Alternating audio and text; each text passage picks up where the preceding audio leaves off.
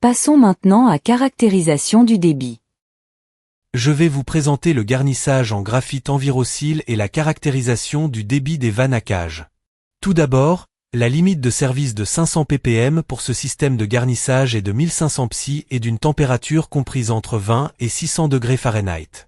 Les valeurs indiquées dans le tableau ne sont que des directives, elles peuvent être dépassées, mais cela pourrait réduire la durée de vie du garnissage ou augmenter les fuites. Un point important à noter est que cette classification de température s'applique à la température réelle du garnissage, et non à la température du procédé. Grâce à ces technologies d'étanchéité de la tige, il est possible de contrôler les émissions fugitives des vannes tout en réduisant les coûts de conformité réglementaire pour l'industrie.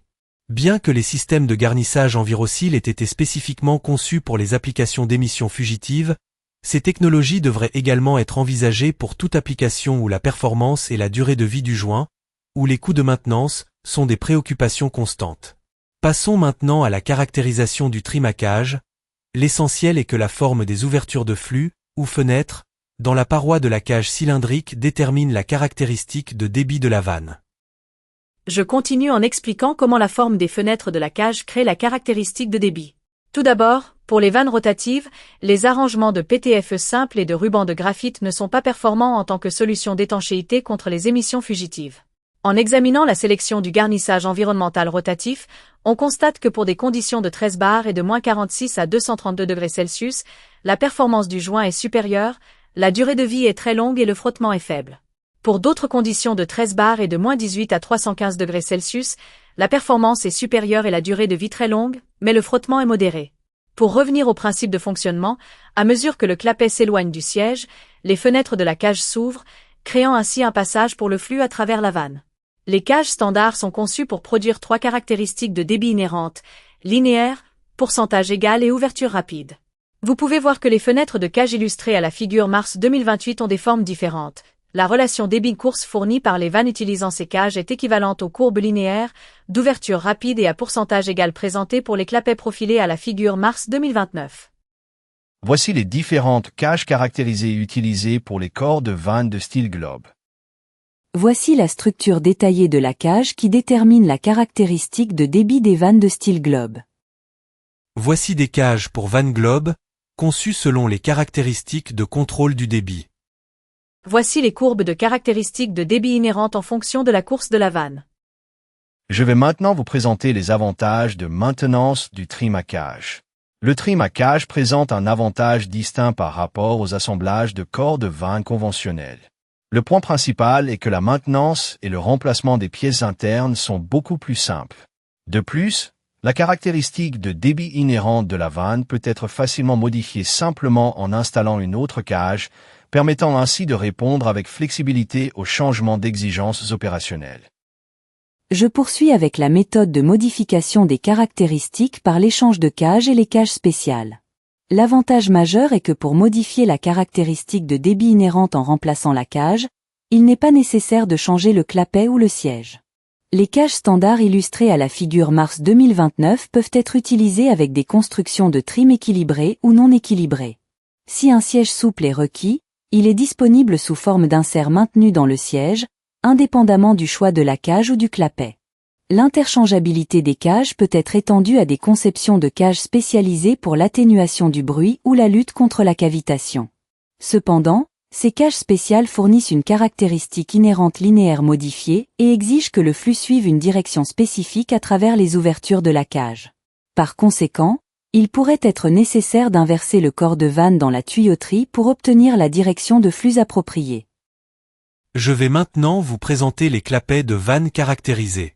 Le clapet est la partie mobile d'un ensemble de vannes de régulation de style globe, créant une restriction variable au flux de fluide. Chaque style de clapet est conçu pour produire une caractéristique de débit spécifique, permettre un mode de guidage ou d'alignement précis avec le siège, ou posséder une capacité particulière de fermeture étanche ou de résistance aux dommages. Les clapets sont conçus pour 2 modes de contrôle. Premièrement, le contrôle à 2 positions, où l'actionneur positionne le clapet en l'un des 2 points de la plage de course. Deuxièmement, le contrôle par étranglement, où le clapet peut être positionné en tout point de la plage de course selon les exigences du procédé. Enfin, Le profil de la surface du clapet en contact avec le siège est l'élément clé qui détermine la caractéristique de débit inhérente de ces vannes de style globe. Je vais vous expliquer la définition de la caractéristique de débit inhérente et la caractéristique linéaire. Lorsque l'actionneur déplace le clapet dans sa plage de course, la taille et la forme de la surface d'écoulement libre varient selon le contour du clapet.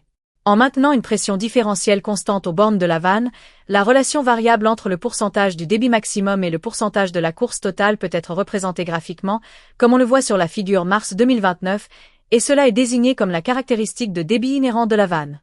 Parmi les caractéristiques fréquemment spécifiées, la première est la caractéristique linéaire.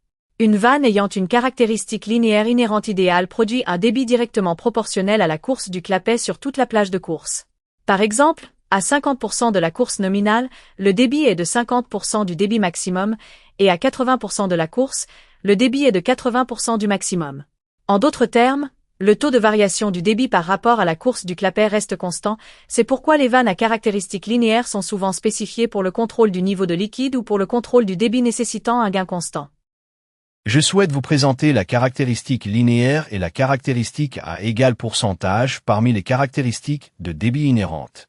Avec la caractéristique linéaire, le débit est directement proportionnel au déplacement du clapet de la vanne. Par exemple, à une position de 50% de la course nominale, 50% du débit maximum s'écoule. Et à 80% de la course, 80% du maximum s'écoule. Autrement dit, le taux de variation du débit par rapport à la course du clapet reste toujours constant, ce que l'on appelle un gain constant. En raison de cette caractéristique de gain constant, les vannes à caractéristiques linéaires sont souvent spécifiées pour le contrôle du niveau ou pour des applications de contrôle de débit nécessitant un gain constant. La caractéristique à égal pourcentage fonctionne différemment. Idéalement, lorsqu'un clapet se déplace d'un incrément constant, la variation de débit correspondante représente un pourcentage constant du débit au moment du changement. Par conséquent, lorsque le clapet est proche du siège, la variation de débit par rapport à la course est relativement faible, alors qu'elle est relativement élevée lorsque le clapet est presque complètement ouvert. Je vais maintenant vous expliquer comment la caractéristique à égal pourcentage se comporte concrètement et où elle est utilisée. Une vanne ayant une caractéristique à égal pourcentage permet un contrôle d'étranglement précis dans la partie inférieure de la plage de course, et sa capacité augmente rapidement à mesure que le clapet s'approche de la position complètement ouverte. Grâce à cette caractéristique, les vannes à égal pourcentage sont utilisées pour des applications de contrôle de pression. Elles sont également appropriées lorsqu'une grande partie de la perte de charge est normalement absorbée par le système lui-même, avec seulement un faible pourcentage disponible au niveau de la vanne de régulation, ou lorsque des conditions de perte de charge très variables sont prévues. Dans la plupart des systèmes physiques, la pression d'entrée diminue à mesure que le débit augmente, et une caractéristique à égal pourcentage est alors appropriée. Pour cette raison, l'égal pourcentage est la caractéristique de vanne la plus couramment utilisée. Par ailleurs, la figure 3 à 30 montre une structure typique pour implémenter la caractéristique à ouverture rapide, que vous pouvez consulter pour la comparer aux caractéristiques précédentes. Je vais maintenant vous présenter la caractéristique de débit à ouverture rapide. Une vanne avec une caractéristique à ouverture rapide présente la variation de débit la plus importante dans les zones de faible course. La courbe est fondamentalement linéaire jusqu'au premier 40% de la course du clapet, puis elle s'aplatit nettement, indiquant que le débit n'augmente presque plus à mesure que la course s'approche de la position complètement ouverte. En raison de cette caractéristique, les vannes à ouverture rapide sont souvent utilisées pour des applications tout ou rien où un débit important doit être établi rapidement dès que la vanne commence à s'ouvrir. Par conséquent, elles sont fréquemment utilisées dans les applications de vannes de décharge. De plus, comme la caractéristique à ouverture rapide est linéaire jusqu'à environ 70% du débit maximum, on peut choisir une vanne à ouverture rapide pour remplacer une vanne à caractéristique linéaire dans plusieurs applications recommandées. Je vais poursuivre avec les limites de linéarité de la caractéristique à ouverture rapide et les méthodes de guidage du clapet. La linéarité de la courbe à ouverture rapide chute brusquement après le moment où la surface d'écoulement créée par la course du clapet devient égale à la surface d'écoulement de l'orifice. Pour une vanne à ouverture rapide typique, comme illustré à la figure Mars 2030, cela se produit lorsque la course du clapet est égale au quart du diamètre de l'orifice. Passons maintenant au guidage du clapet. Un guidage précis du clapet est indispensable pour assurer un alignement correct avec le siège et un contrôle efficace du flux du procédé. Le guidage par cage est un système où le diamètre extérieur du clapet reste proche de la paroi intérieure de la cage cylindrique sur toute la plage de course.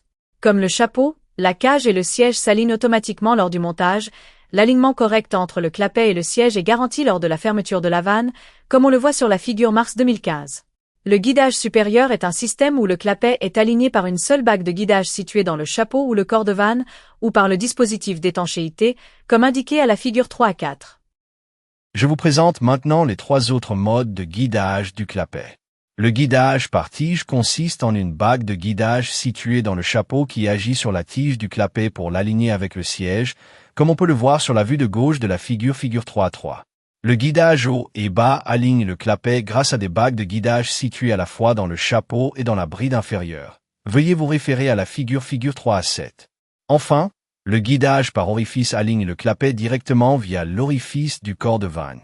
Cette structure est typiquement utilisée dans les vannes de régulation employant des clapets de petit diamètre avec des projections de cage rainurées, comme illustré sur la vue de droite de la figure 3 à 3. Je vais maintenant vous présenter la garniture de vanne à capacité limitée. La plupart des fabricants de vannes de régulation peuvent fournir des vannes avec des composants de garniture à capacité réduite ou limitée. La figure 3 à 31 montre la méthode d'adaptateur pour mettre en œuvre une capacité de débit réduite, composée d'un joint, d'un chapeau, d'un joint d'étanchéité et d'une garniture limitée optionnelle. Il y a plusieurs raisons pour lesquelles réduire le débit est souhaitable. Premièrement, l'utilisation d'une garniture à capacité limitée permet de choisir un corps de vanne suffisamment grand pour répondre à d'éventuelles augmentations futures du débit, tout en dimensionnant la capacité de la garniture selon les besoins actuels. Deuxièmement, on peut sélectionner des vannes ayant une résistance structurelle adéquate tout en conservant un rapport course-incapacité raisonnable. Troisièmement, des corps de grande taille avec une garniture à capacité limitée peuvent être utilisés pour réduire les vitesses du fluide à l'entrée et à la sortie. Quatrièmement, cela permet d'éviter l'achat de réducteurs de tuyauterie coûteux. Enfin, les erreurs de surdimensionnement peuvent être corrigées grâce à l'utilisation de composants de garniture à capacité limitée. Il s'agit de la méthode utilisant un adaptateur pour réduire la capacité de débit de la vanne. Abordons maintenant l'adaptateur de garniture limitée, c'est-à-dire la méthode pour réduire la capacité de débit. Dans les corps de vanne classiques de type globe, on réduit la capacité en installant un siège avec un orifice plus petit que la normale et un clapet dimensionné pour s'adapter à cet orifice réduit. Pour les vannes utilisant une garniture guidée par cage, la méthode est légèrement différente. On utilise le clapet, la cage et le siège provenant d'une vanne de taille inférieure mais de construction similaire. On insère ensuite des pièces adaptatrices au-dessus de la cage et en dessous du siège pour ajuster ces petits composants au corps de vanne d'origine. Cette structure est présentée à la figure Mars 2031.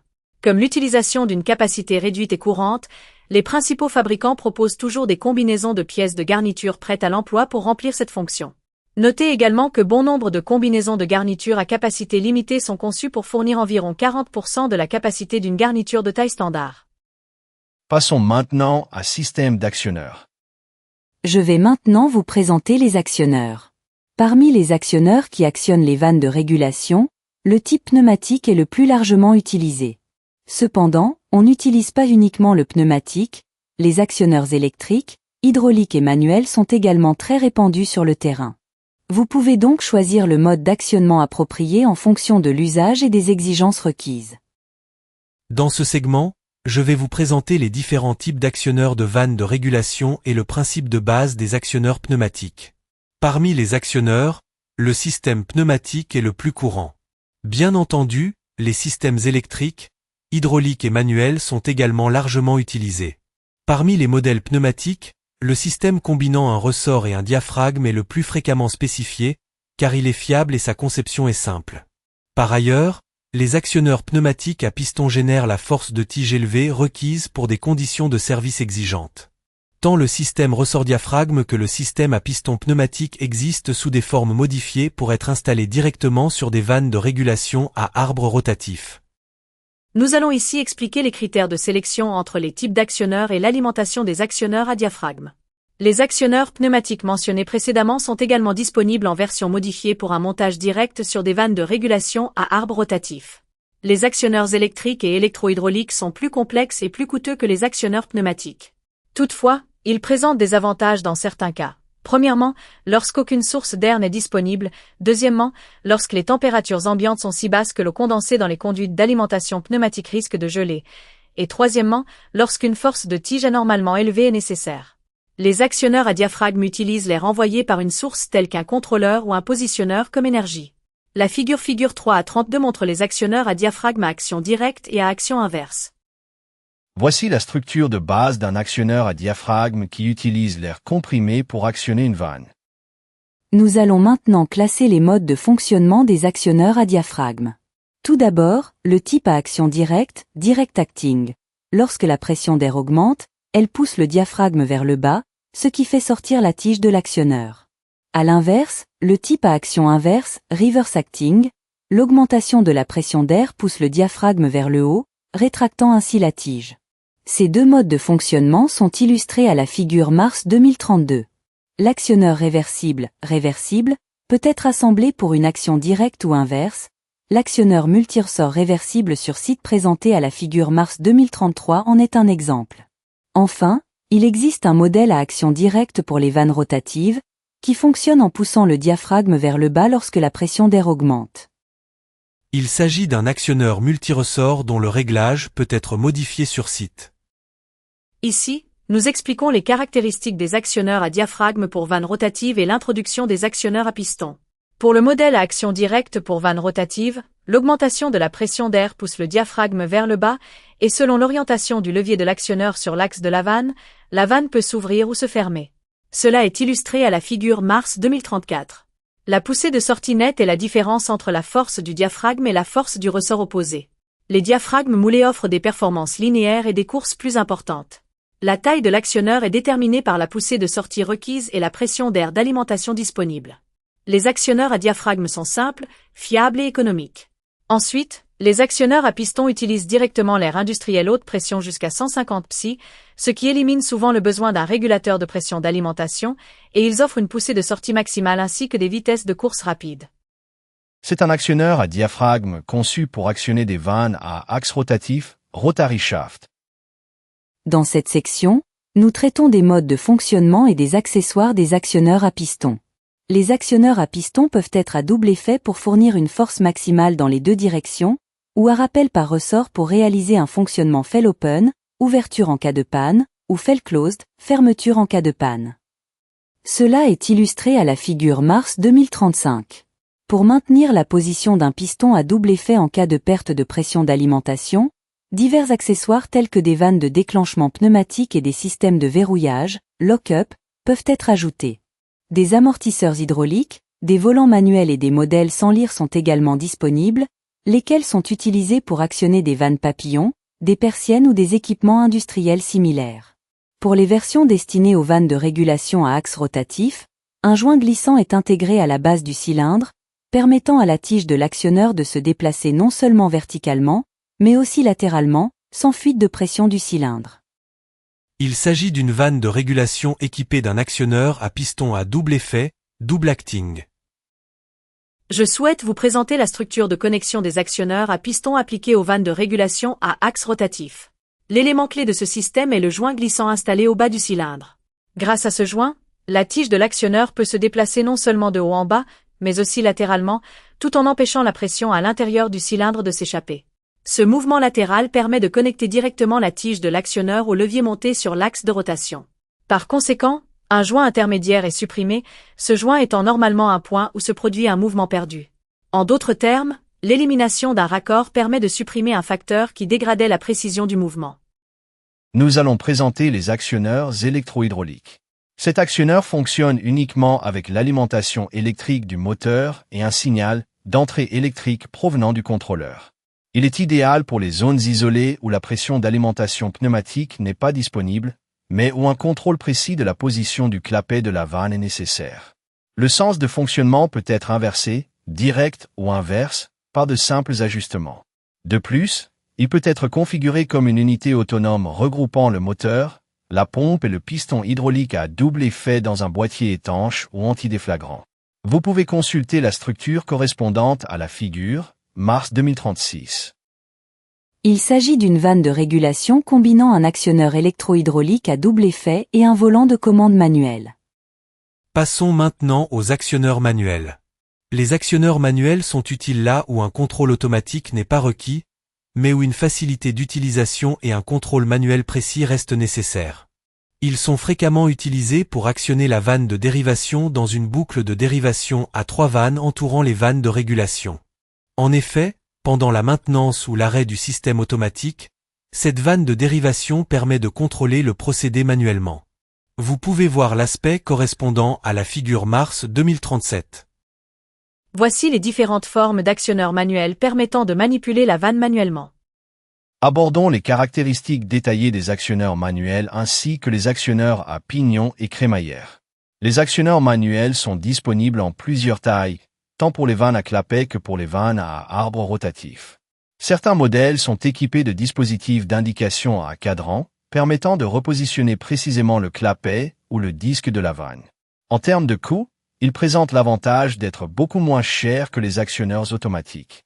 Ensuite, le système à pignon et crémaillère constitue une solution compacte et économique pour les vannes à arbre rotatif. Cependant, en raison du jeu mécanique, ou backlash, ils sont principalement utilisés pour des applications tout ou rien ou lorsque la variabilité du procédé n'est pas un problème majeur. La structure correspondante est présentée à la figure Mars 2038. Il s'agit de l'actionneur à pignon et crémaillère, rack and pignon, qui convertit un mouvement rotatif en mouvement linéaire. Enfin, présentons le concept de base des actionneurs électriques. Un actionneur électrique traditionnel combine un moteur électrique et un type de réducteur pour déplacer la vanne. Ce mécanisme a été adapté pour être utilisé dans le contrôle continu, bien que le degré de succès varie selon les cas. Voyons maintenant la situation actuelle et les perspectives d'avenir des actionneurs électriques. Comme mentionné précédemment, les mécanismes électriques ont été appliqués au contrôle continu via des adaptations, mais le succès a différé selon les exemples. De plus, jusqu'à présent, le fait qu'ils soient beaucoup plus coûteux que les systèmes pneumatiques pour un niveau de performance équivalent a constitué une limite évidente. Cependant, ce domaine évolue techniquement très rapidement. Par conséquent, selon les progrès futurs de la conception, il est possible que la tendance s'inverse vers une utilisation accrue des actionneurs électriques. Nous allons maintenant présenter les actionneurs manuels et les actionneurs à pignon et crémaillère représentatifs. La figure Mars 2037 présente ensemble les actionneurs manuels pour vannes à tige coulissante et pour vannes à arbre rotatif. Vous pouvez comprendre l'actionneur manuel comme un système où l'opérateur ouvre et ferme directement la vanne via un dispositif tel qu'un volant. Et la figure 3A38 montre un actionneur à pignon et crémaillère typique, utilisé pour actionner les vannes à arbre rotatif. C'est une structure où le pignon et la crémaillère s'engrainent pour convertir un mouvement linéaire en mouvement rotatif afin de faire tourner l'arbre de la vanne.